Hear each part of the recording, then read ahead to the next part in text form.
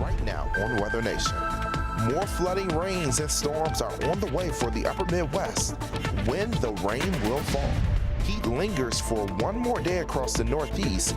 How high will the thermometer rise? And what's the weather hold for your Labor Day weekend plans, the unofficial end to summer? All this and more on Weather Nation right now. Welcome back to Weather Nation. We're continuing to follow a lot that's going on over the next couple of days, and we're talking about the threat for potentially more flooding for the upper Midwest and also some storms following that. Yeah, we are going to be keeping a really close eye on areas like Wisconsin, who've been dealing with heavy rain really day after day. It's been an incredibly wet August. Here's some video out of Wisconsin. This was taken on Tuesday. You can see that heavy rain flowing over the roads, flowing near the roadsides. That's the scene they've been dealing with, and we have that continued threat for more flooding rains on the way as we head into the next several afternoons. Now here's a look at our storm reports. This is from Tuesday on through the past couple of days. So you can really see it's been active across the region, and I want you to focus in on Wisconsin because you'll notice a lot of green dots showing up. Even some red dots. That is flooding in green and tornado reports in red. It has been incredibly active there, and we're forecasting more of that ahead. Now, as we move through the day today, we are going to be seeing concerns for more flooding. All of those areas highlighted as far as counties go, including the Madison area, those flood alerts run through the day today. But some of those smaller areas highlighting the sections of rivers, of streams that are running high, those concerns for flooding are going to continue for some locations all the way into the weekend. So make sure you are following our advice. Turn around, don't drown, do not drive through flooded roads. And of course, you're no stranger to flooded roads if you live in Madison. It's already been the second wettest August on record, coming in close to 10.5 inches of rain so far this month, and we have the potential to break over that as we have more rain in the forecast. So here's how this all is stacking up. We have a low pressure system developing off the Rockies, and that area highlighted in green, that is some moist air traveling up from the Gulf. That's going to collide with that frontal boundary, bring in some instability, and fire up that chance for some strong storms and more heavy rain across the region. So let's time this out for you.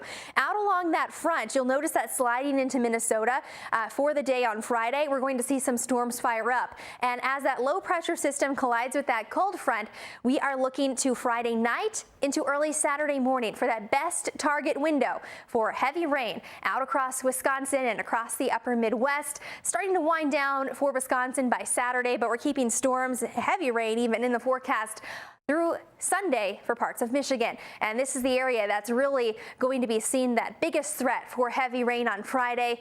Those areas highlighted in green, parts of Minnesota, Wisconsin, and stretching into Iowa. So make sure you're ready for that. Some soggy days ahead for Madison.